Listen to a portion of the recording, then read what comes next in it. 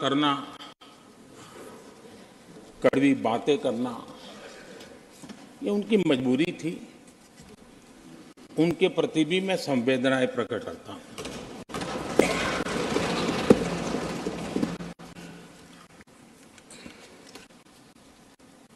मैं उस दिन तो कह नहीं पाया, लेकिन मैं खड़गे जी का विशेष आभार प्रकट करता हूं।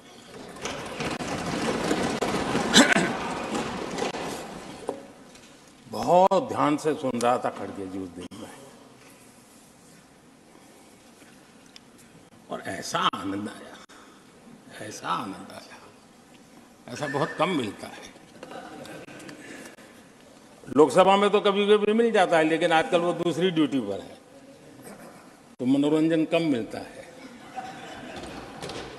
लेकिन लोकसभा में मनोरंजन की जो कमी हमें खल रही है, उस दिन आपने पूरी कर दी।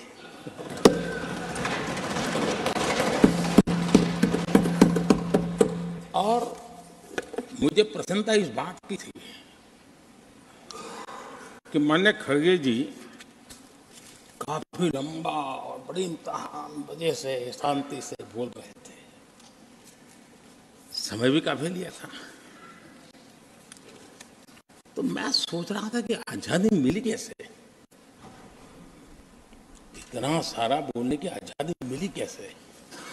तो मैं सोच तो रहा था, लेकिन बाद में मेरे ध्यान में आया कि दो स्पेशल कमांडर जो रहते ना, उस दिन नहीं थे और आजकल नहीं रहते। और इसलिए बहुत भरपूर फायदा स्वतंत्रता का आदरणीय खड़गे जी ने उठाया।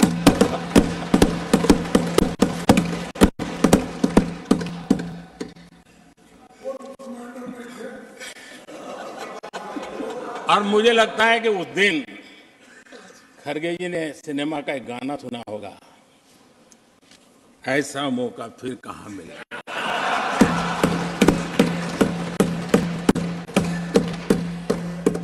और खड़गे जी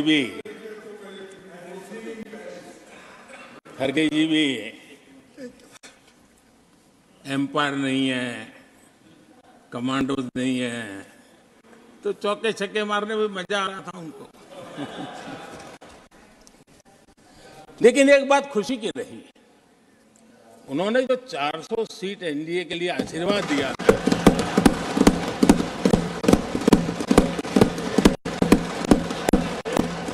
और मैं खड़गे जी के इन आशीर्वाद को, आपके आशीर्वाद मेरे सर आंखों पर, अब आपको आशीर्वाद वापिस लेना तो ले सकते हैं, क्योंकि एक कमांडो तो आ गए हैं।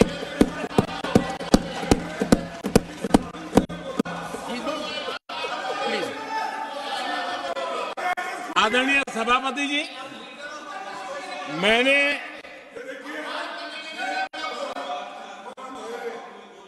आदरणीय सभापति जी, मुझे पिछले वर्ष का वो प्रसंग बराबर याद है। उस सदन में हम बैठते थे और देश के प्रधानमंत्री की आवाज को गला घोंटने का भरपूर प्रयास किया गया। हम बड़े धैर्य के साथ, बड़ी नम्रता के साथ आपके एक एक शब्द को सुनते रहे, और आज भी आप न सुनने की तैयारी के साथ आए हैं। आप न सुनने की तैयारी के साथ आए हैं, लेकिन मेरी आवाज को आप दबा नहीं सकते हैं।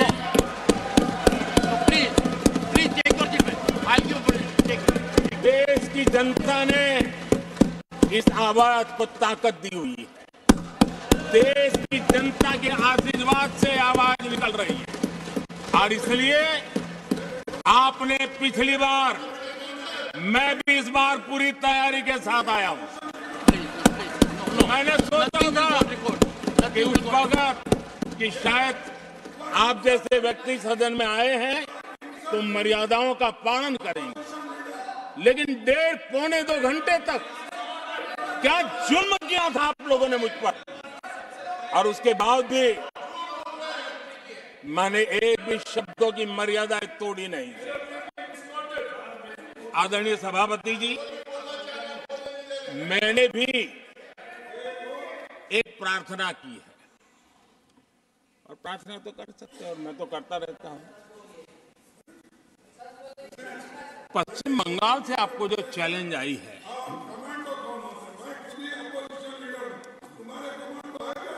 और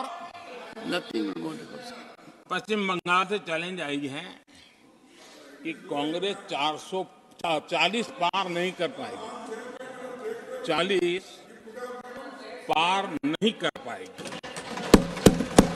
मैं प्रार्थना करता हूं कि आप 40 बचा पाए।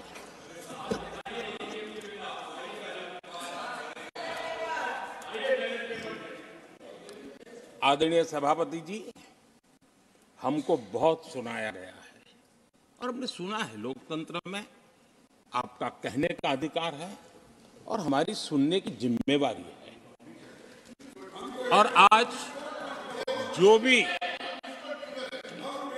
भी बातें हुई हैं उसको मुझे देश के सामने रखनी चाहिए और इसलिए मैं प्रयास करूंगा। आदरणीय सभापति जी, ये जब सुनता हूं, उधर भी सुना इधर भी सुना, मेरा विश्वास पक्का हो गया है कि ये पार्टी सोच से भी आउटडेटेड हो गई है।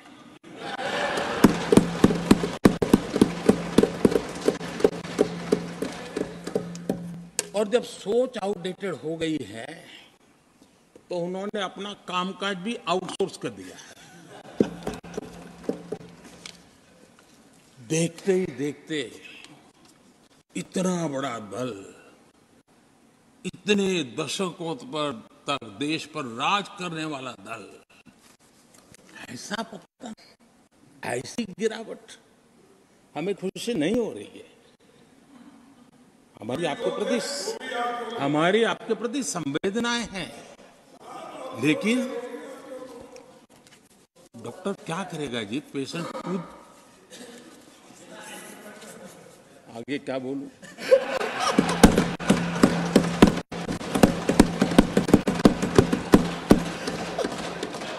आदरणीय सभापति जी, ये बात सही है कि आज बहुत बड़ी बड़ी बातें होती हैं, सुनने की ताकत भी खो चुके हैं। लेकिन मैं तो देश के सामने बात रखने के लिए जरूर कहूंगा, जिस कांग्रेस ने सत्ता के लालच में सरेआम लोकतंत्र का गला घोंट दिया था, जिस कांग्रेस ने दर्जनों बार लोकतांत्रिक तरीके से चुन करके आई सरकारों को रातों रात भंग कर दी थी, बर्खास्त कर दिया, जिस कांग्रेस ने देश की संविधान लोकतंत्र की मर्यादाओं को जेल के सलाखों के पीछे बंद कर दिया था, जिस कांग्रेस ने अखबारों पर ताले लगाने तक की कोशिश की थी, आवाज, जो कांग्रेस देश को तोड़ने के नैरेटिव घड़ना का नया शौक उनको पैदा हुआ, इतना तोड़ा कम नहीं है, अब उत्तर दक्षिण को तोड़ने के लिए बयान दिए जा रहे हैं।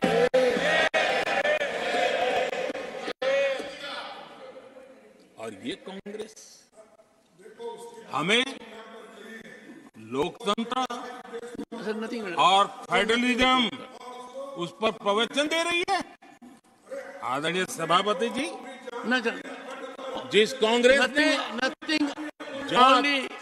और भाषा के नाम पर देश को बांटने में कोई कसर नहीं छोड़ी, जिस कांग्रेस ने आतंकवाद और अलगाववाद को अपने हित में पनपने दिया। जिस कांग्रेस ने नॉर्थ ईस्ट को हिंसा, अलगाव और पिछड़ेपन में धकेल दिया, जिस कांग्रेस के राज में नक्सलवाद के लिए देश के लिए एक बहुत बड़ी चुनौती बनाकर छोड़ दिया, जिस कांग्रेस ने देश की बहुत बड़ी जमीन दुश्मनों के हवाले कर दी, जिस कांग्रेस ने देश की सेनाओं का आधुनिकीकरण होने से रोक दिया, वो आज हमें राष्ट्रीय सुरक्षा और आंतरिक सुरक्षा के लिए भाषण दे रहे हैं। जिस कांग्रेस ने आजादी के बाद से ही कंफ्यूज रही, उनको उद्योग जरूरी है कि खेती जरूरी है, उसी कंफ्यूजन में गुजारा किया। जो कांग्रेस तय नहीं कर पाई कि नेशनलाइजेशन करना है कि प्राइवेटाइजेशन करना है, उलझती रही। जो कांग्रेस 10 वर्ष में 12 नंबर से 11 नंबर पर आर्थिक व्यवस्था ले आ पाई, 10 साल में 12 से 11 नंबर। और आप 12 से 11 आने में बहुत मेहनत नहीं पड़ती है, जैसे जैसे आगे बढ़ते हैं मेहनत और बढ़ती है। हम 10 साल में 5 नंबर पे ले आए। और ये कांग्रेस हमें यहां आर्थिक नीतियों पर लंबे लंबे भाषण सुना रही है।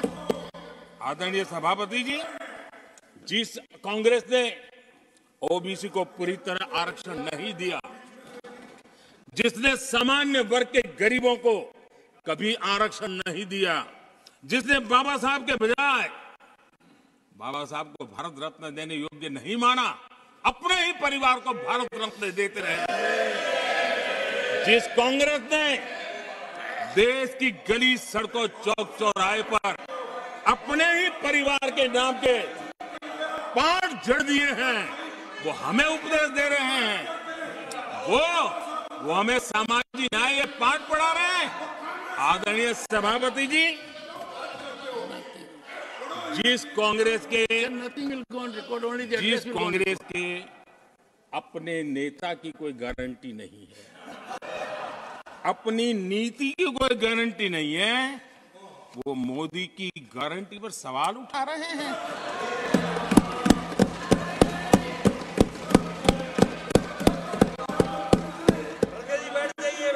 आदरणीय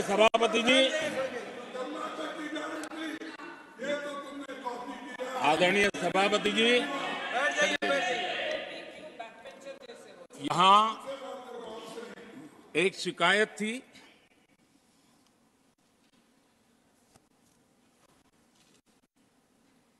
और उनको लगता है कि हम ऐसा क्यों कहते हैं, हम ऐसा क्यों देख रहे हैं।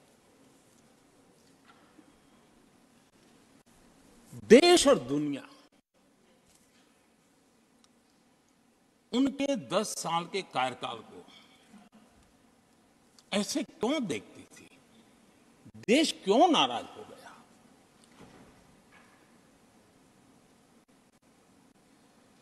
इतना गुस्सा देश को क्यों आया। आदरणीय सभापति जी, हमारे कहने से सब नहीं हुआ है, खुद के कर्मों के फल और अब तो सामने रहते हैं, वो कोई दूसरे जन्म में नहीं होते हैं, इसी जन्म में। आदरणीय सभापति जी, कुछ हम किसी को बुरा नहीं कहते, हमको बुरा कहना चाहिए। जब उन्हीं को लोगों ने बहुत कुछ कहा हो तो मुझे क्या कहने की जरूरत है। मैं एक वक्तव्य सदन के सामने रखना चाहता हूं। मैं पहला कोट पढ़ रहा हूं। सदस्यगण जानते हैं, ये कोटेशन है, सदस्यगण जानते हैं कि हमारी ग्रोथ धीमी हो गई है और फिस्कल डेफिसिट बढ़ गया है। महंगाई दर बीते 2 वर्षों से लगातार बढ़ रही है। करंट अकाउंट डेफिसिट हमारी उम्मीदों से कहीं अधिक हो चुका है। ये कोट मैंने पढ़ा। ये किसी भाजपा के नेता का कोट नहीं है, नहीं ये कोट मेरा है। आदरणीय सभापति जी, यूपीए सरकार के 10 साल पर तत्कालीन प्रधानमंत्री आदरणीय पीएम के रूप में रहे श्रीमान मनमोहन सिंह जी ने कहा था और खुद के कार्यकाल में कहा था। ये हालत थी, उन्होंने वर्णन किया था। आदरणीय सभापति जी, अब मैं दूसरा कोट पढ़ता हूं। देश में व्यापक गुस्सा है, पब्लिक ऑफिस के मिसयूज को लेकर भारी गुस्सा है। इंस्टीट्यूशंस का मिसयूज कैसे होता था, ये उस समय, ये भी मैंने नहीं कर रहा, ये उस समय के प्रधानमंत्री पद पर डॉक्टर मनमोहन सिंह जी कह रहे थे। उस समय भ्रष्टाचार को लेकर पूरा देश सड़कों पर था, गली गली में आंदोलन चल रहे थे। अब मैं तीसरा कोट पढ़ूंगा।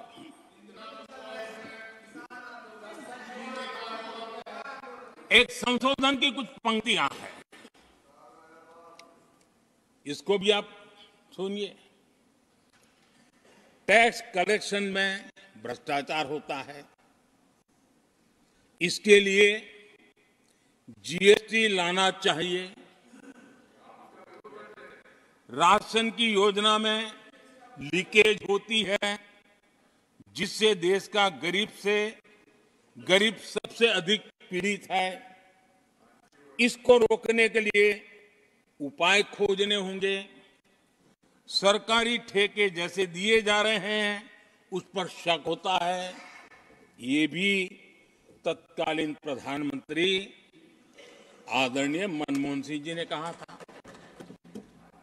और उसके पहले और एक प्रधानमंत्री, उन्होंने ये कहा था कि दिल्ली से 1 रुपया जाता है, 15 पैसा पहुंचता है। सुधार, बीमारी का पता था, सुधार करने की तैयारी नहीं थी। और आज बातें तो बड़ी बड़ी की जा रही है। कांग्रेस के 10 साल का इतिहास देखिए। फ्रेजाइल 5 इकोनॉमी में दुनिया में कहा जाता था, मैंने दुनिया कहते फ्रेजाइल 5, पॉलिसी पैरालिसिस, ये तो उनकी पहचान बन गई थी।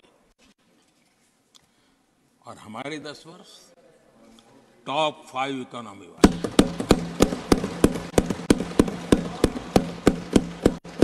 हमारे बड़े और निर्णायक फैसलों के लिए 10 साल याद किए जाए।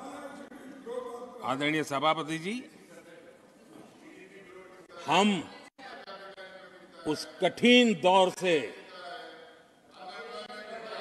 बहुत मेहनत करके, सोच समझ करके देश को संकटों से बाहर लाए हैं। ये देश ऐसे ही आशीर्वाद नहीं दे रहा है।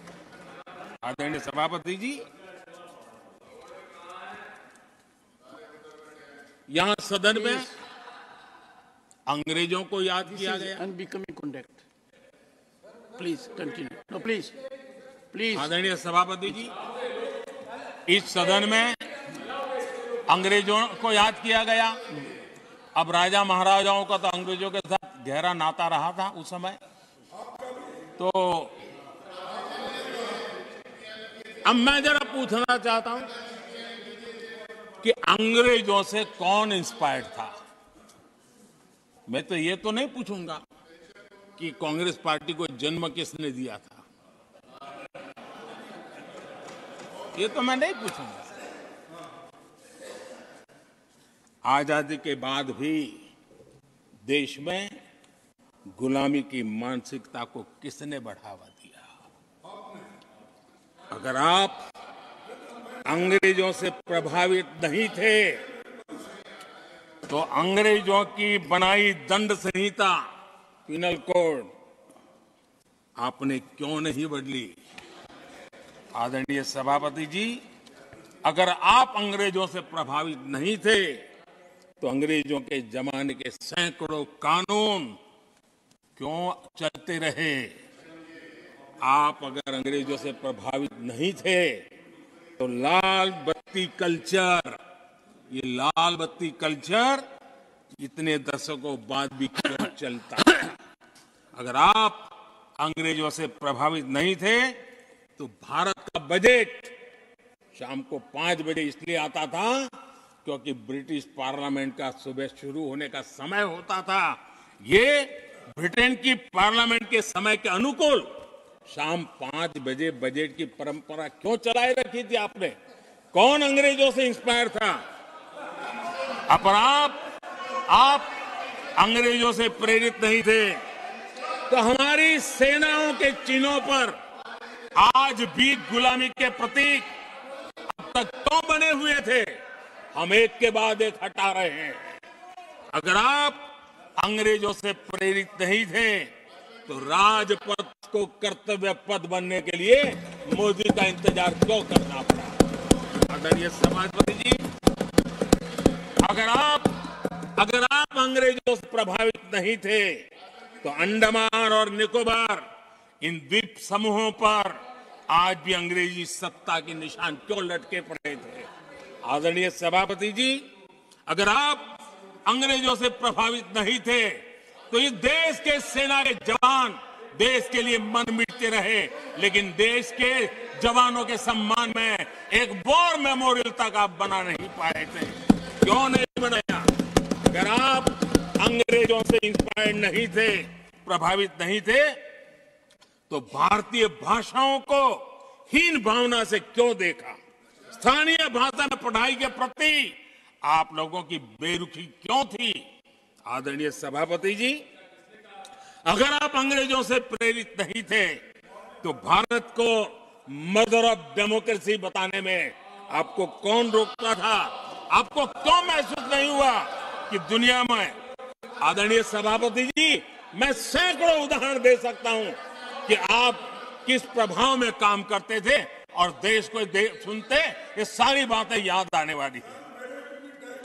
आदरणीय सभापति जी, मैं एक और उदाहरण देना चाहता हूं। कांग्रेस ने नैरेटिव फैलाया और इस नैरेटिव का परिणाम क्या हुआ कि भारत की संस्कृति और संस्कारों मानने वाले लोगों को बड़े हीन भाव से देखा जाने लगा, ढकियानों से मानने लगा गया और इस प्रकार से एक हमारे अतीत के प्रति अन्याय करने की नौबत आई है। अपनी मान्यताओं को गाली देते हैं, अपनी अच्छी परंपराओं को गाली देते हैं तो आप प्रोग्रेसिव हैं। इस प्रकार के नैरेटिव गढ़े जाने लगे देश में और उसका नेतृत्व कहां होता था ये दुनिया भली भांति जानती है। दूसरे देश से आयात करना, उसको गर्व का, और भारत की कोई चीज है तो दूसरे दर्जे की है, ये स्टेटस बना दिया गया था। ये स्टेटस सिंबल बाहर से आया, मेड इन फॉरेन स्टेटस बना दिया था। ये लोग आज भी वोकल फॉर लोकल बोलने से बच रहे हैं। मेरे देश के गरीबों के कल्याण का काम हो रहा है। आज आत्मनिर्भर भारत की बात उनके मुंह से नहीं निकलती है। आज मेक इन इंडिया कोई बोलता है तो उनके पेट में चूहे दौड़ने लग जाते हैं। आदरणीय सभापति जी, देश ये सब देख चुका है और अब समझ भी चुका है और उसी का परिणाम आप भुगत भी रहे हैं। आदरणीय सभापति जी, राष्ट्रपति जी ने अपने अभिभाषण में विस्तार से सब 4 सबसे बड़ी जातियों के विषय में हम सबको संबोधित किया था। युवा, नारी, गरीब और हमारे अन्नदाता। हम जानते हैं इनकी समस्याएं ज्यादातर एक समान है, उनके सपने भी एक समान है और उसके समाधान अगर करने हैं तो थोड़ा 19-20 का फर्क पड़ेगा, लेकिन इन चारों वर्गों के समाधान के रास्ते भी एक ही हैं और इसलिए उन्होंने बहुत ही उपयुक्त रूप से राष्ट्र का मार्गदर्शन किया है कि इन 4 स्तंभों को मजबूत करिए, देश विकसित भारत की तरफ तेज गति से आगे बढ़ेगा।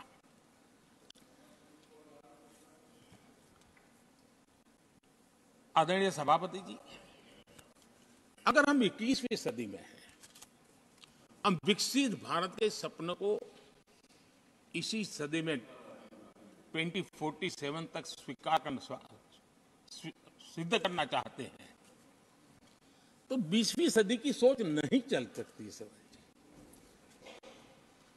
20वीं सदी का स्वार्थी एजेंडा, मैं और मेरा वाला जो खेल है ना, वो 21वीं सदी में देश को समृद्ध नहीं, विकसित भारत नहीं बना सकता है। कांग्रेस इन दिनों काफी बातें हो रही हैं जाति की, फिर से एक बार क्यों जरूरत पड़ेगी उनको मैं तो नहीं जानता हूं, लेकिन अगर उनको जरूरत पड़ी तो पहले जरा अपने गरिबान में झांके तो उनको पता चलेगा क्या किया है। दलित, पिछड़े और आदिवासी, कांग्रेस जन्मजात उनकी सबसे बड़ी विरोधी रही है।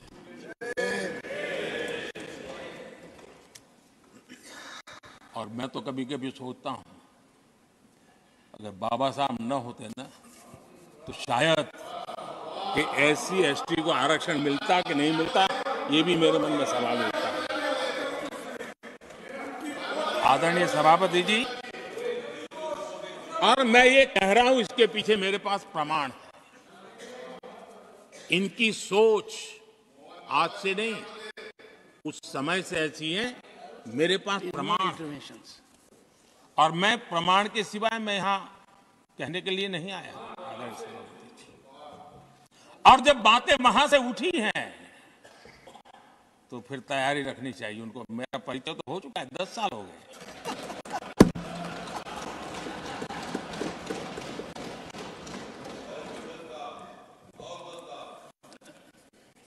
एक बार, और मैं आदरपूर्वक नेहरू जी को इन दिनों ज्यादा याद करता हूं, क्योंकि हमारे साथियों की अपेक्षा रहती है कि जरा उनको तो बोलो, कुछ तो बोल रहा थे। अब देखिए, एक बार नेहरू जी ने एक चिट्ठी लिखी थी, और ये चिट्ठी मुख्यमंत्रियों को लिखी थी। मैं उसका अनुवाद पढ़ रहा हूं। उन्होंने लिखा था, ये देश के प्रधानमंत्री पंडित नेहरू जी द्वारा उस समय के देश के मुख्यमंत्रियों को लिखी गई चिट्ठी है, ऑन रिकॉर्ड है। मैं अनुवाद पढ़ता हूं। मैं किसी भी आरक्षण को पसंद नहीं करता, और खासकर नौकरी में आरक्षण तो कतई नहीं। मैं ऐसे किसी भी कदम के खिलाफ हूं जो अकुशलता को बढ़ावा दे, जो दोयम दर्जे की तरफ ले जाए। ये पंडित नेहरू ने मुख्यमंत्रियों को लिखी हुई चिट्ठी है। और तब जाकर के मैं कहता हूं, ये जन्मजात के विरोधी है। नेहरू जी कहते थे, अगर एससी, एसटी, ओबीसी को नौकरियों में आरक्षण मिला तो सरकारी काम का स्तर गिर जाएगा। और आज जो आंकड़े गिनाते हैं ना कि इतने यहां है, इतने यहां है, उसका मूल यहां है, क्योंकि उस समय उन्होंने रोक दिया था, रिक्रूटमेंट ही मत करो। अगर उस समय सरकार में भर्ती हुई होती और वो प्रमोशन करते करते आगे बढ़ते, तो आज यहां पर पहुंचते। सभापति जी, ये कोर्ट में पढ़ रहा हूं, आप वेरीफाई कर सकते हैं। मैं पंडित नेहरू का कोट पढ़ रहा हूं।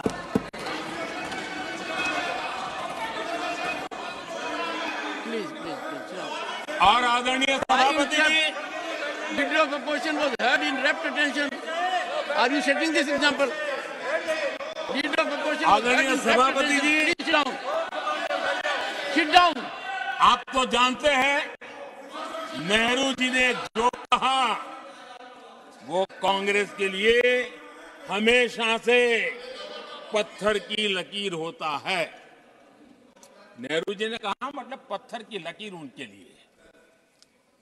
दिखावे के लिए आप कुछ भी कहें, लेकिन आपकी सोच ऐसे कई उदाहरणों से सिद्ध होती है। मैं अनगिनत उदाहरण देख सकता हूं, लेकिन मैं एक उदाहरण जरूर देना चाहता हूं, और वह उदाहरण मैं जम्मू कश्मीर का देना चाहता हूं। कांग्रेस ने जम्मू कश्मीर के एससी, एसटी, ओबीसी को 7 दशकों तक उनके अधिकारों से वंचित रखा।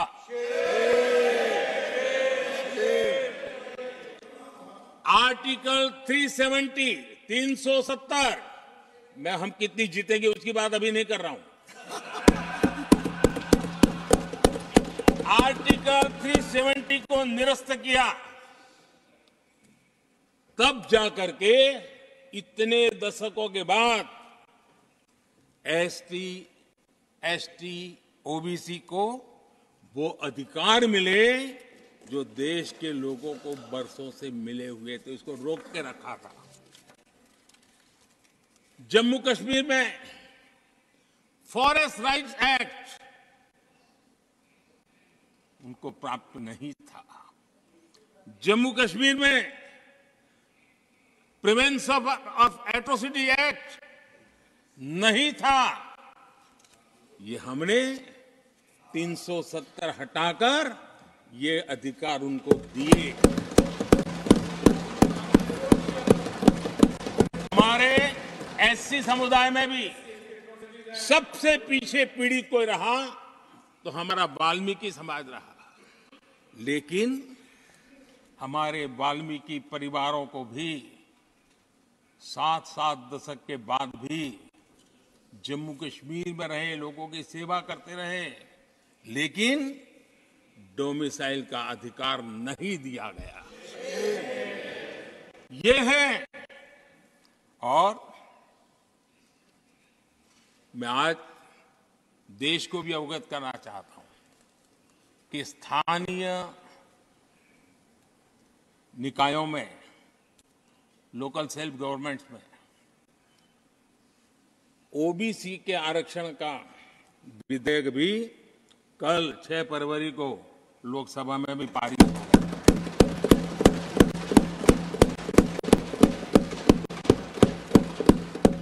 आदरणीय सभापति जी, एससी, एसटी, ओबीसी उनको बड़ी भागीदारी देने में कांग्रेस और साथियों को हमेशा परेशानी रही है। बाबा साहब की राजनीति को, बाबा साहब के विचारों को खत्म करने के लिए कोई कसर उन्होंने छोड़ी नहीं है। वक्तव्य अवेलेबल है, चुनाव में क्या क्या बोला गया है वो भी अवेलेबल है। इसको भारत रत्न भी देने की तैयारी नहीं थी, वो भी भाजपा के समर्थन से और सरकार बनी, तब बाबा साहब को छोड़ दिया। इतना ही नहीं, सीताराम केसरी अति पिछड़ी जाति से कांग्रेस पार्टी के अध्यक्ष उठा करके फुटपाथ पर फेंक दिया गया। ओबीसी, वो वीडियो अवेलेबल है, वो देश ने देखा सीताराम केसरी के साथ क्या हुआ। और आदरणीय सभापति जी, इनके एक मार्गदर्शक अमेरिका में बैठे। सभापति जी, इनके एक मार्गदर्शक अमेरिका में बैठे। Sir, only the address will go on record. जो Only address, no. पिछले चुनाव में हुआ तो हुआ के लिए फेमस हो गए थे, और कांग्रेस इस परिवार के काफी करीबी है। उन्होंने अभी अभी संविधान निर्माता बाबा साहब आम्बेडकर के उनके योगदान को छोटा करने का भरपूर प्रयास किया।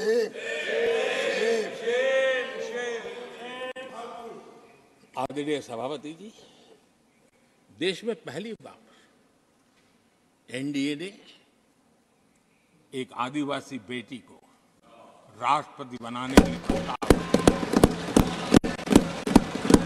उनको उम्मीदवार बनाया। आपका हमसे वैचारिक विरोध हो वो एक बात है, अगर हमसे वैचारिक विरोध होता, आपने सामने कैंडिडेट खड़ा किया होता, मैं समझ सकता था, लेकिन वैचारिक विरोध नहीं था। क्यों? क्योंकि हमारे यहां से गया हुआ व्यक्ति आपने उम्मीदवार बनाया, इसलिए वैचारिक विरोध नहीं था। आपका विरोध एक आदिवासी बेटी के लिए था, और इसलिए आपने, और ये जब सांगमा जी चुनाव लड़ रहे, वो भी एक आदिवासी था, उनके साथ भी यही किया गया था।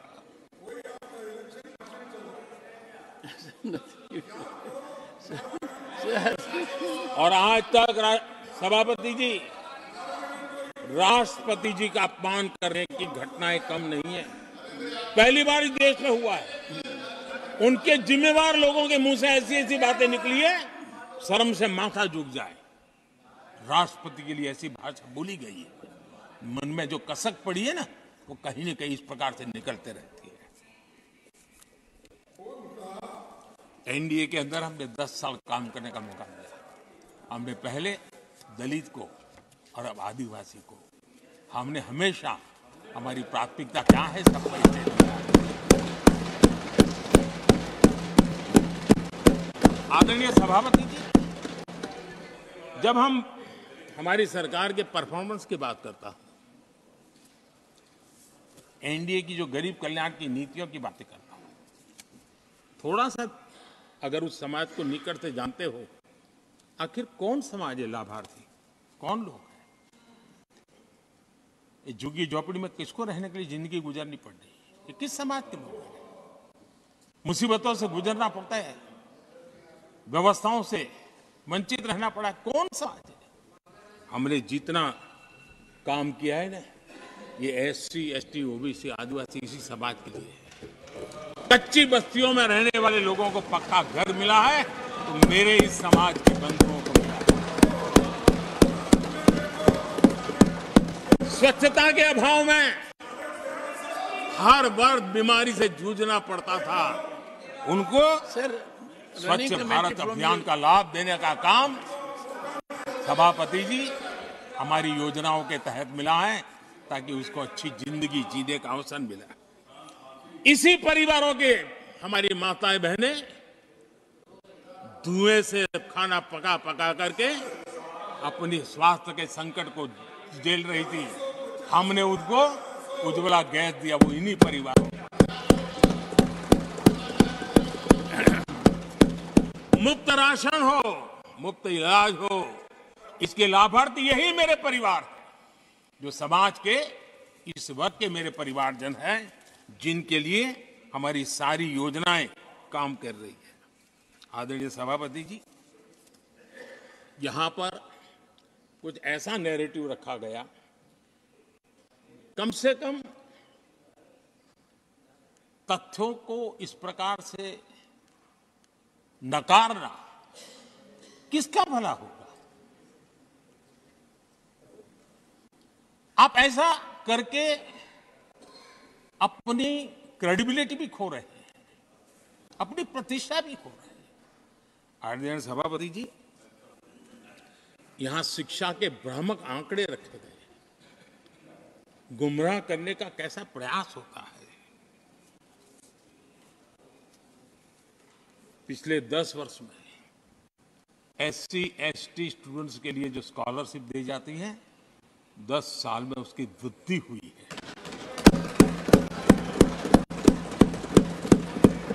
इन 10 वर्षों में स्कूलों में, हायर एजुकेशन में नामांकन की संख्या भी बहुत बढ़ी है और ड्रॉप आउट बहुत तेजी से कम हुआ है।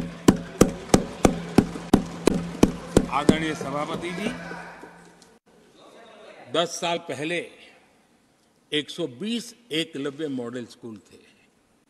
आदरणीय सभापति जी, आज 400 एकलव्य मॉडल स्कूल।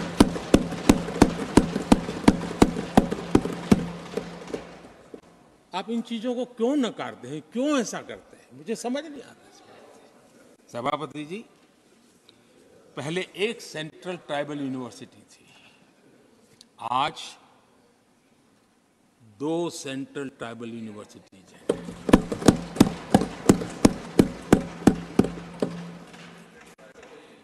आदरणीय सभापति जी, ये भी सच्चाई है कि लंबे अरसे तक दलित, पिछड़े, आदिवासी बेटे बेटियां कॉलेजों का दरवाजा तक नहीं देख पाते थे। मुझे याद है, मैं गुजरात में जब सीएम बना तो मेरे लिए चौंकाने वाला एनालिसिस मेरे सामने आया। गुजरात में उमरगांव से अंबाजीपुरा बेल्ट आदिवासी बहुल क्षेत्र है। हमारे दिग्विजय जी के एक दामाद भी उसी इलाके में है। उस पूरे इलाके में साइंस स्ट्रीम की एक भी स्कूल नहीं थी। मैं जब वहां गया, अब उस इलाके में मेरे आदिवासी बच्चों के लिए साइंस स्ट्रीम की स्कूल नहीं होगी तो इंजीनियरिंग, डॉक्टरी का तो सवाल ही कहां उठता है। ऐसी मिनिमम चीजें और यहां पर क्या भाषण दे रहे जी। आदरणीय सभापति जी, और मैं बताना चाहता हूं, सदन को गर्व होगा, संतोष, आप उस सदन में बैठे हैं, वहां एक ऐसी सरकार आपके साथ बात कर रही है कि ऐसी सरकार नेतृत्व कर रही है जहां कितना बड़ा परिवर्तन आया।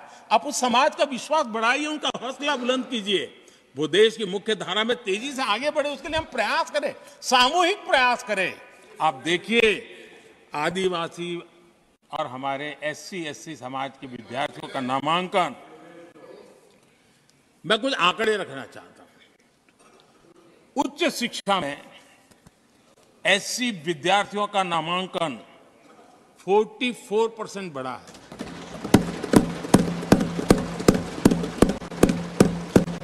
उच्च शिक्षा में ST विद्यार्थियों का नामांकन 65% बढ़ा है। हायर एजुकेशन में OBC समाज के विद्यार्थियों का नामांकन में 45% बढ़ोतरी हुई। और जब मेरे गरीब, दलित, पिछड़े, आदिवासी, वंचित उन परिवार के बच्चे हायर एजुकेशन में जाएंगे, डॉक्टर बनेंगे, इंजीनियर बनेंगे, उस समाज के अंदर एक नया वातावरण पैदा होगा। और उस दिशा में हमारी कोशिश यही है कि मूलभूत समस्याओं का समाधान करने के लिए थोड़ा समय लगे, लेकिन मजबूती से काम करें। और इसलिए हमने एजुकेशन पर इस प्रकार से बल दे के काम किया है। कृपा करके, जानकारियों का अभाव है तो कहीं हम जानकारियां दे देंगे, लेकिन ऐसे नैरेटिव मत बनाइए ताकि आपकी प्रतिष्ठा भी कम हो, आपके शब्द की ताकत खत्म हो जाए। आप पर दया आ जाती है कभी कभी।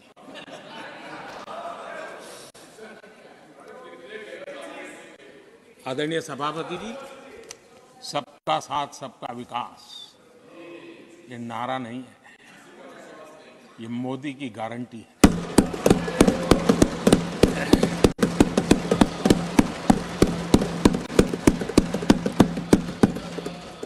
और जब इतने सारे काम करते हैं, मुझे किसी ने कविता लिख करके भेजी थी। कविता तो बड़ी लंबी है, तो उसमें एक वाक्य है, मोदी की गारंटी का दौर है। मोदी की गारंटी का दौर है। नए भारत की भोर, नए भारत की भोर। आउट ऑफ वारंटी चल रही दुकानें, आउट ऑफ वारंटी चल रही दुकानें, खोजे अपनी ठोर।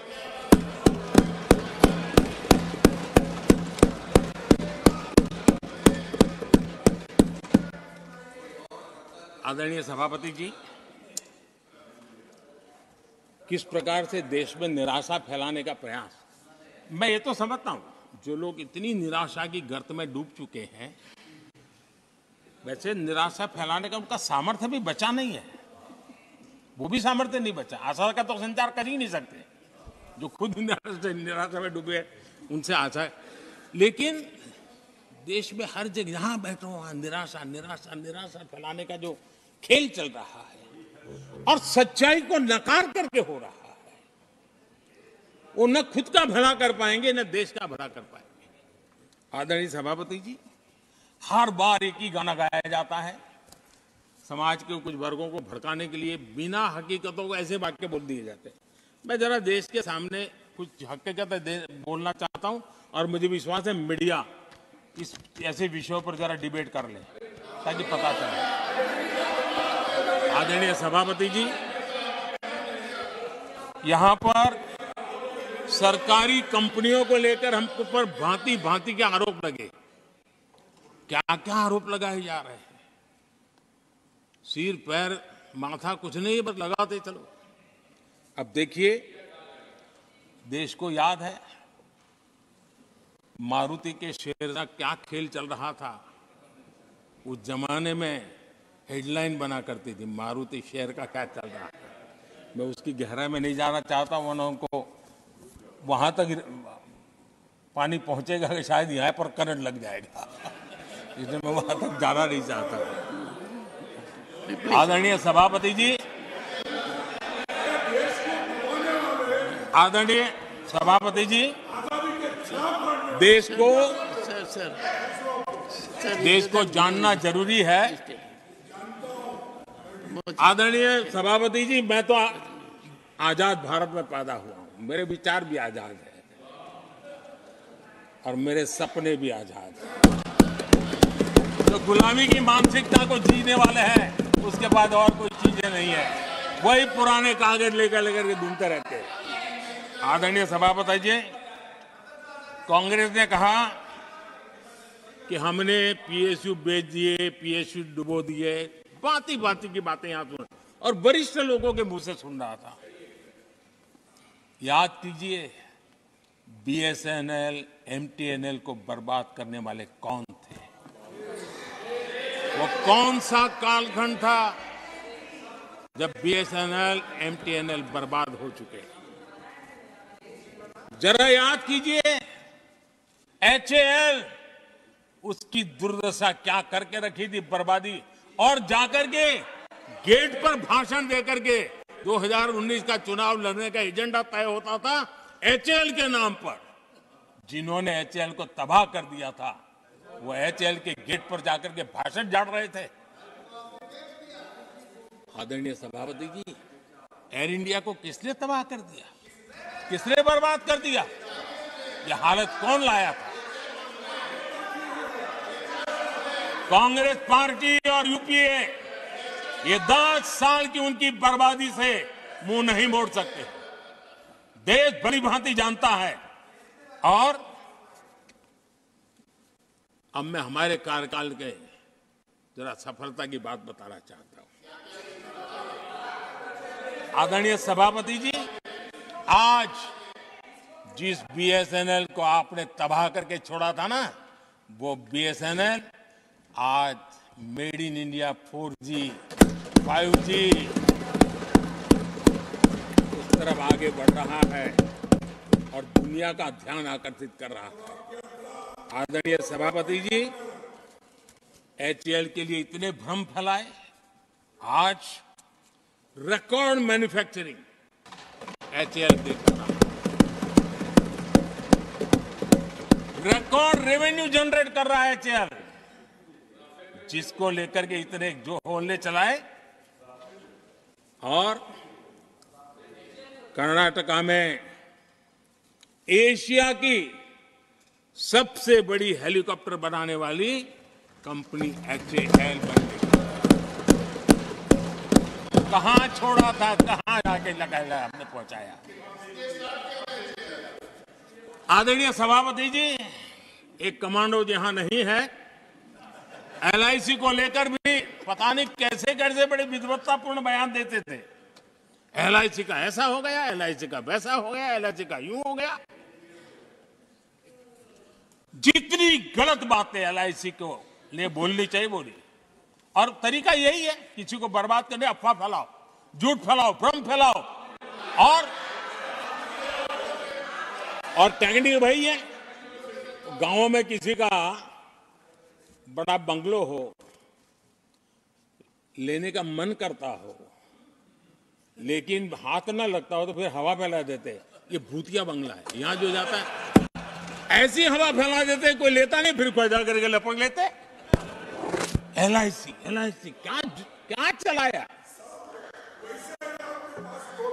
आदरणीय सभापति जी, मैं सीना तान करके सुनाना चाहता हूं, आंखें ऊंची करके सुनाना चाहता हूं, आज एलआईसी के शेयर रिकॉर्ड स्तर पर ट्रेड हो रहे हैं।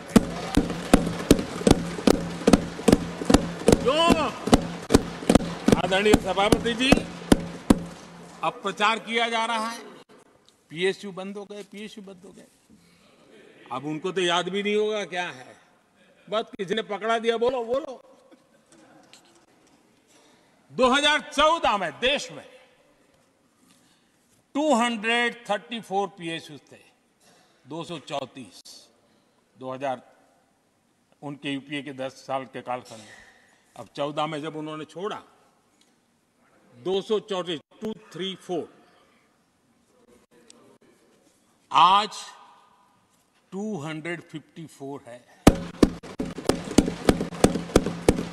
234 थे, आज 254 है। अब भाई कोई कौन सा अरिथमेटिक वो जानते हैं, बेच दिए, अब बेचने के बाद 250 हो गया। क्या क्या कर रहे हो आप लोग। आदरणीय सभापति जी, आज अधिकतर पीएसयू रिकॉर्ड रिटर्न दे रहे हैं और इन्वेस्टर्स का भरोसा पीएसयू की तरफ बढ़ रहा है। छोटा सा भी शेयर बाजार जानते हैं, इनको समझ आता है, नहीं समझता है तो किसी को पूछो। आप सभापति जी देखिए, बीएसई पीएसयू इंडेक्स में बीते 1 वर्ष के दौरान लगभग 2 गुनी उछाल हुई है। आदरणीय सभापति जी, 10 साल पहले, यानी 2014, 4 से 14 के बीच की बात करता हूं, पीएसयू का नेट प्रॉफिट करीब 1.25 लाख करोड़ था, और इस 10 वर्ष में पीएसयू का नेट प्रॉफिट 2.5 लाख करोड़ है।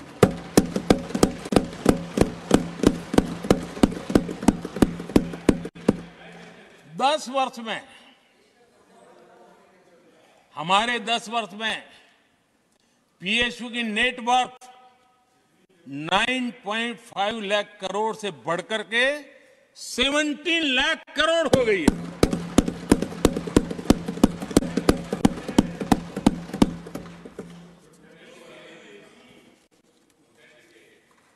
आदरणीय सभापति जी, इनका हाथ जहां भी लगता है उसका डूबना तय हो जाता है, और उससे यही दशा करके उन्होंने छोड़ी थी। हम मेहनत करके इतनी बाहर लाए, इतनी प्रतिष्ठा बढ़ी है। आपको खुशी होनी चाहिए, भ्रम मत फैलाइए, बाजार में हवा ऐसे न फैलाइए कि देश के सामान्य निवेशक के मन को उलझन में आ जाए। ऐसा काम आप नहीं कर सकते। आदरणीय सभापति जी, इन लोगों की मर्यादा इतनी है, अब इन्होंने अपने युवराज को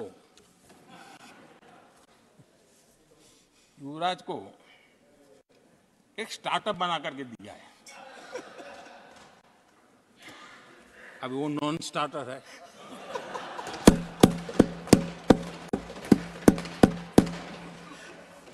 न तो वो लिफ्ट हो रहा है, न वो लॉन्च हो रहा है।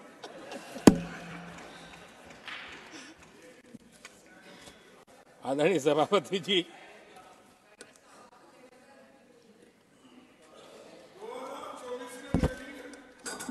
आप पिछली बार भी इतनी शांति से रहे हो तो कितना मजा था।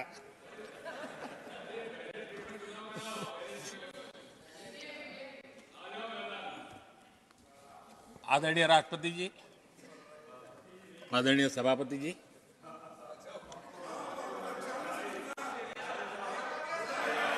बधाई हो, बधाई हो, बधाई हो, सबको बधाई हो। आदरणीय सभापति जी, मेरा सौभाग्य रहा कि मुझे लंबे समय तक एक राज्य के मुख्यमंत्री के नाते देश की और जनता की सेवा करने का अवसर मिला। और इसलिए मैं रीजनल एस्पिरेशंस को बहुत भली भांति समझता हूं, क्योंकि मैं उस प्रोसेस से निकला हूं। जैसे हमारे यहाँ दिग्विजय जी, उनको भली भांति सहज समझ आता है कि एक राज्य के लिए क्या होता है। हम लोग उसी दुनिया से निकल करके आए हैं, तो हमें अनुभव है, पता है। शरद राव जी को है, तो ऐसे कुछ लोग हैं यहाँ जिनको ये सारी चीजों का पता है। देवगढ़ा साहब है, तो इन लोगों के इन सारी चीजों का पता है, तो हम इसका महात्मा समझते हैं। हमें कोई किताबों में नहीं पढ़ना पड़ता है, हम अनुभव कर करके आए हैं। और ये भी सच्चाई है साहब, 10 साल यूपीए की पूरी शक्ति गुजरात को क्या कुछ न करने में लगी हुई थी, आप कल्पना नहीं कर सकते।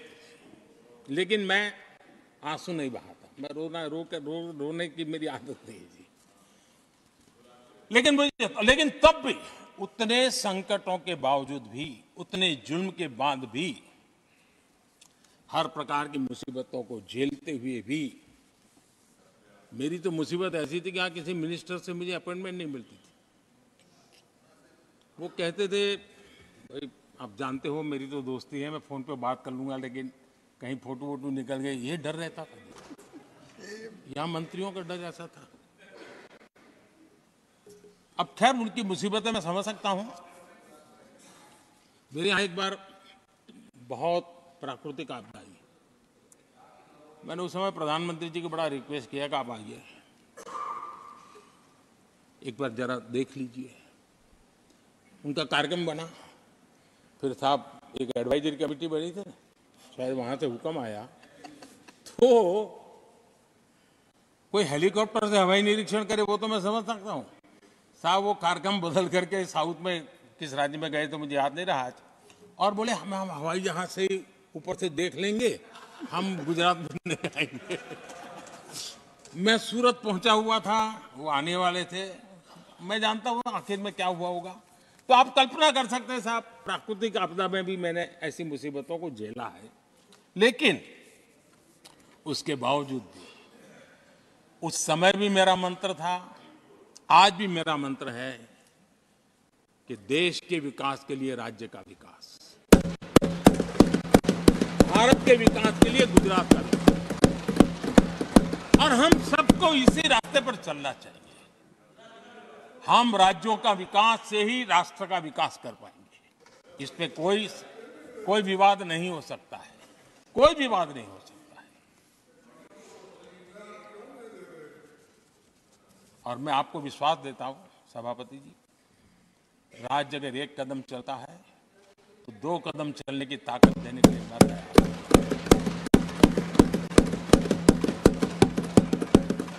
कोऑपरेटिव फेडरलिज्म क्या होता है, और मैंने तो हमेशा कहा कॉम्पिटिटिव कोऑपरेटिव फेडरलिज्म। आज देश को जरूरत है कॉम्पिटिटिव कोऑपरेटिव फेडरलिज्म। हमारे राज्यों के बीच में तंदुरुस्त स्पर्धा हो, ताकि हम तेजी से देश में आगे बढ़े। एक सकारात्मक सोच के साथ हमको चलने की जरूरत है। और मैं ये राज्य में था तभी इसी विचारों को लेकर के काम करता था, इसलिए चुपचाप सहता भी था। आदरणीय सभापति जी,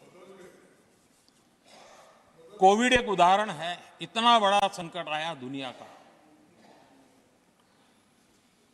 ऐसे संकट के समय राज्य के मुख्यमंत्रियों के साथ 20 बैठकें की उस कालखंड में, एक एक बात का विचार विमर्श करके साथ लेकर के, और सभी राज्यों का सहयोग, एक टीम बन करके केंद्र और राज्य ने काम किया, दुनिया जिस मुसीबत को झेल नहीं पाई, हम सब ने मिल करके, किसी एक को क्रेडिट मैं कभी नहीं दूंगा, सब ने मिल करके इस देश को बचाने के लिए जो हो सकता है,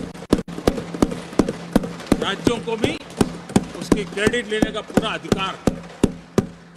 इस सोच में हमने काम किया। आदरणीय सभापति जी, G20 का आयोजन हम दिल्ली में कर सकते थे। हम दिल्ली में इन बड़े बड़े नेताओं के बीच रह करके सब कुछ क्या नहीं कर, पहले हुआ ही है। हमने ऐसा नहीं किया। हमने G20 का पूरा यश राज्यों को, दिल्ली में एक मीटिंग की तो राज्यों में 200, एक एक राज्य को एक्सपोजर मिले दुनिया में। ये गलती से नहीं हुआ, योजना के तरीके से हुआ है। मेरे लिए किसकी सरकार है इसके आधार पर मैं देश नहीं चलाता। हम सब मिलकर के देश आगे बढ़ाना चाहते हैं, इस भूमिका से काम किया है। हमारे देश में विदेश के मेहमान आते थे तो मेरे आने के बाद आ रहे था, थोड़ा पहले भी आते थे। आज विदेशी मेहमान आते हैं तो मेरा आग्रह रहता है कि आपको एक दिन किसी राज्य में जाना चाहिए। मैं उनको लेकर के जाता हूं राज्यों में, ताकि उनको पता चले कि मेरा देश यानी दिल्ली नहीं है, मेरा देश चेन्नई में भी है, मेरा देश बेंगलुरु में भी है, मेरा देश हैदराबाद में भी है, मेरा देश पुरी में भी है, भुवनेश्वर में भी है, मेरा देश कलकत्ता में भी है, मेरा देश गुवाहाटी में। पूरे दुनिया को मेरे देश के हर कोने का एक्सपोजर मिले, इसके लिए हम कोशिश करते हैं। वहां की सरकार का सहयोग असहयोग इसके तराजू पर नहीं तोड़ते। एक ईमानदारी से इस देश के भविष्य के लिए पूरे विश्व मेरे भारत को जाने, इसके लिए हम इस प्रयास करते हैं। और मैं अभी भी 26 जनवरी को इतना बड़ा काम रहता है, सबको मालूम है। उसके बाद भी मैं 25 तारीख को फ्रांस के राष्ट्रपति को राजस्थान की गलियों में घुमा रहा था। दुनिया को पता चले कि मेरा राजस्थान ऐसा।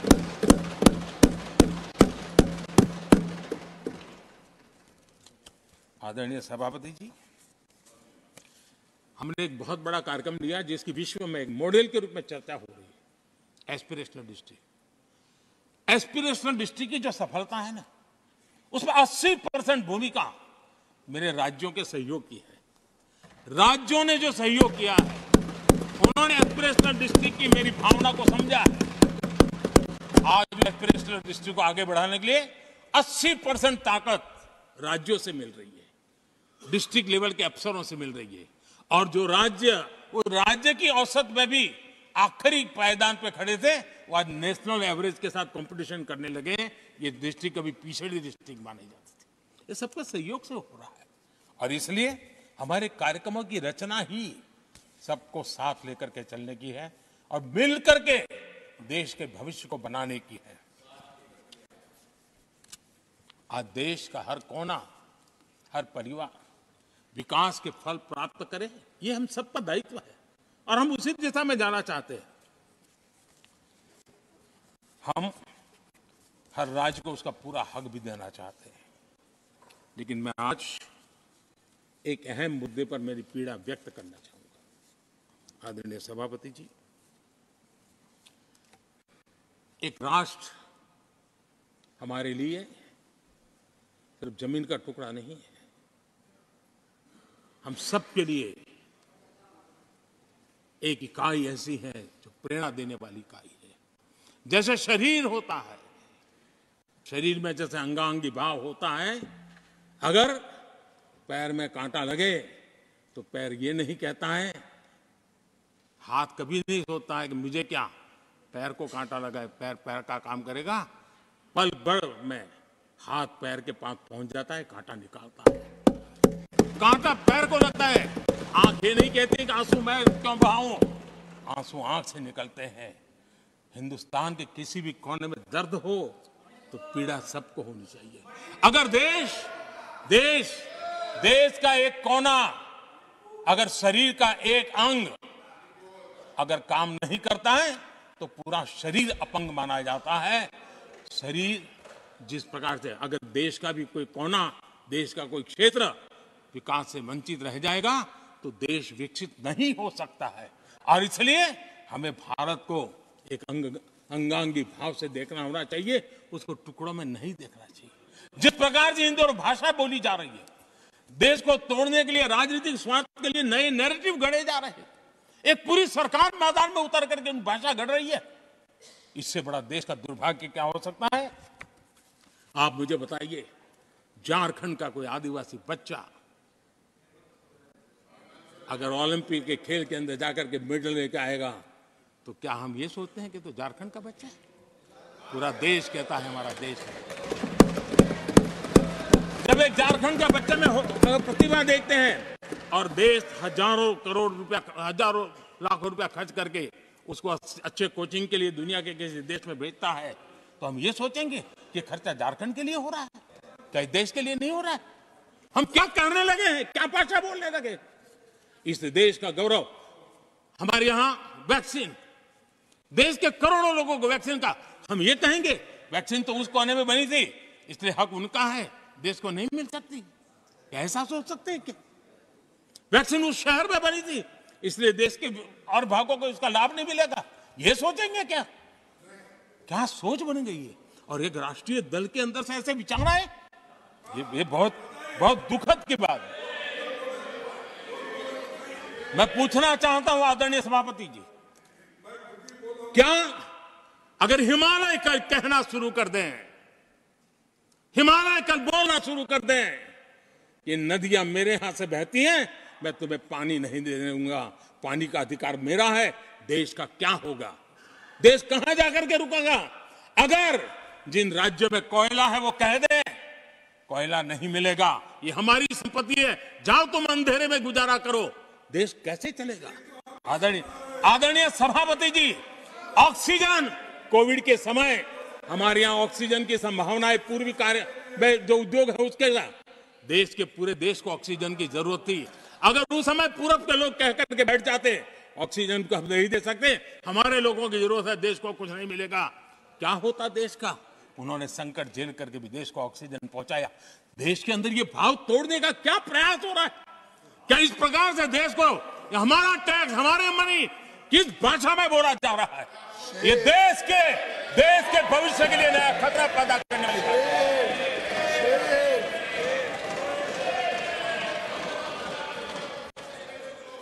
देश को तोड़ने के लिए नए नए नैरेटिव खोजना बंद कर दीजिए। देश को आगे बढ़ना है, देश को एक साथ लेकर के चलने का प्रयास कीजिए। आदरणीय सभापति जी, पिछले 10 वर्ष नीति और निर्माण के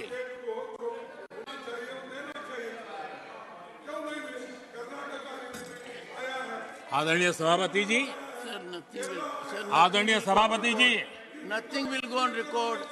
No. आदरणीय सभापति जी, Take your seat.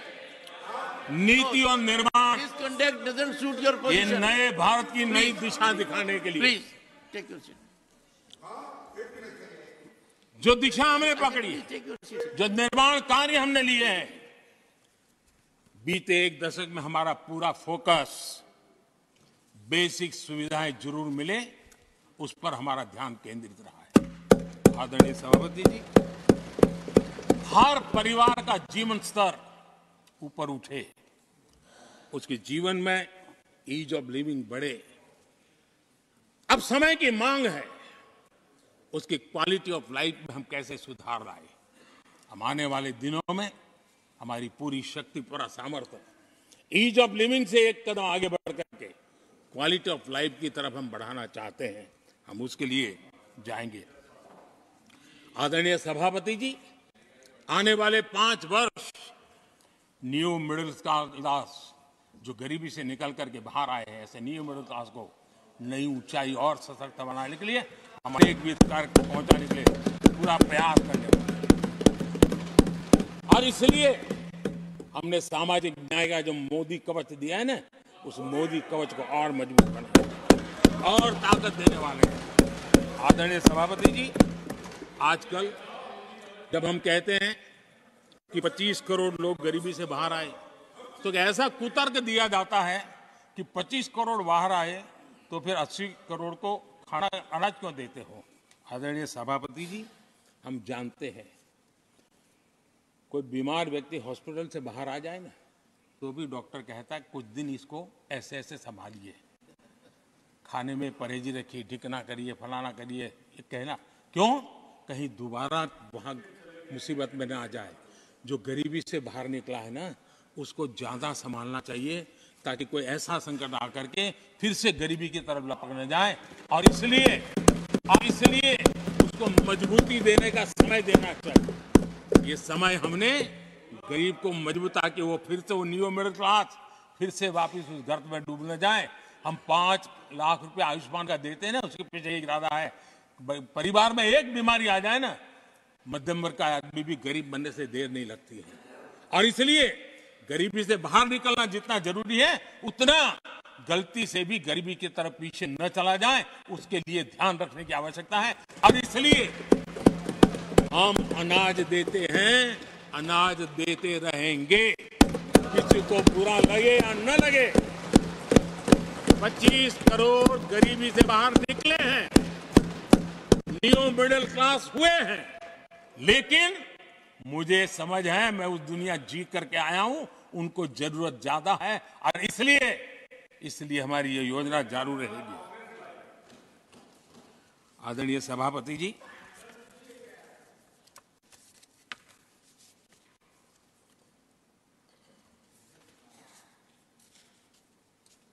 देश जानता है आदरणीय सभापति जी, और इसीलिए मैंने गारंटी दी है। मेरी गारंटी है,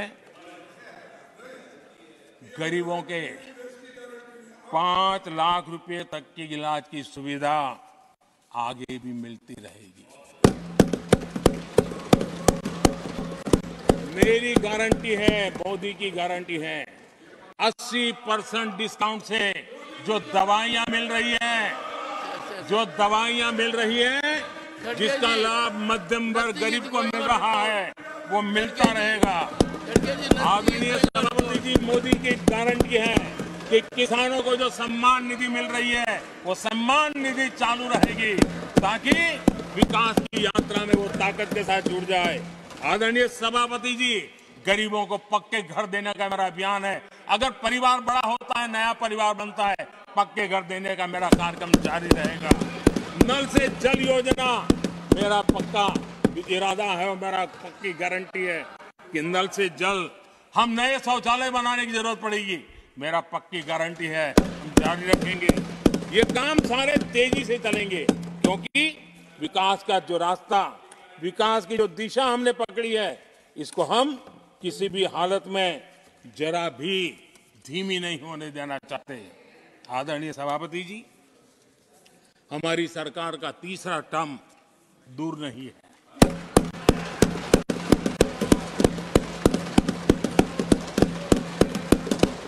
कुछ लोग इसे मोदी 3.0 कहते हैं।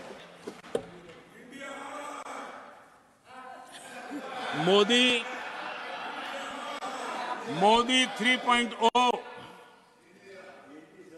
विकसित भारत की नींव को मजबूत करने के लिए पूरी शक्ति लगा देगी। आदरणीय सभापति जी, अगले 5 साल में भारत में डॉक्टरी की संख्या पहले की तुलना में अनेक गुना बढ़ेगी। मेडिकल कॉलेजों की संख्या बढ़ेगी। इस देश में इलाज बहुत सस्ता और सुलभ हो जाएगा। आदरणीय सभापति जी, अगले 5 साल में हर गरीब के घर में नल से जल का कनेक्शन होगा। आदरणीय सभापति जी, आने वाले 5 साल में उन गरीब को पीएम आवास जो देने हैं, एक भी वंचित नहीं रहे, इसका पक्का ख्याल रखा जाएगा। अगले 5 साल सोलर पावर से बिजली बिल जीरो, देश के कितने नागरिकों, करोड़ों नागरिकों को बिजली बिल जीरो। और ठीक अगर आयोजन करेंगे तो अपने घर पर बिजली बना करके बेच करके कमाई कर पाएंगे। ये अगले 5 साल का कार्यक्रम है। आदरणीय सभापति जी, अगले 5 साल देश में पाइप से गैस के कनेक्शन पूरे देश में नेटवर्क बनाने का भरपूर प्रयास किया जाएगा। सभापति जी, आने वाले 5 साल हमारी युवा शक्ति का दम पूरी दुनिया देखेगी। आप देखना आदरणीय सभापति जी, हमारे युवा स्टार्टअप्स, युवाओं के यूनिकॉर्न, इसकी संख्या लाखों में होने वाली है। और इतना ही नहीं, टियर 2, टियर 3 सिटी नए नए स्टार्टअप से उसकी एक नई पहचान के साथ उभरने वाला है। ये मैं 5 साल का चित्र मेरे सामने देख रहा हूं।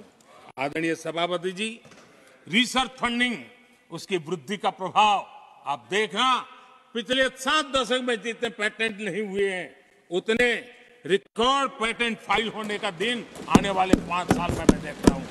आदरणीय सभापति जी, आज मेरे मध्यम वर्ग के लाखों बच्चे विदेशों में पढ़ने के लिए चले जाते हैं। मैं वो स्थिति लाना चाहता हूं कि मेरे बच्चों के लाखों रुपए बच जाएं, मेरे देश के मध्यम वर्ग के सपने पूरे हो, बेस्ट यूनिवर्सिटी मेरे देश में हो, उच्चतम शिक्षा उनको मेरे देश में मिले और मेरे बच्चों का, उनके परिवार का पैसा बचे। इसलिए मैं कह रहा हूं आदरणीय सभापति जी, आने वाले 5 साल आप देख रहे, कोई भी इंटरनेशनल खेल की कंपटीशन ऐसी नहीं होगी जिसमें भारत का झंडे हर जगह बढ़ना था। मैं देखने वाला हूं 5 साल खेल जगत के अंदर दुनिया में भारत के युवा की शक्ति की पहचान देने। आदरणीय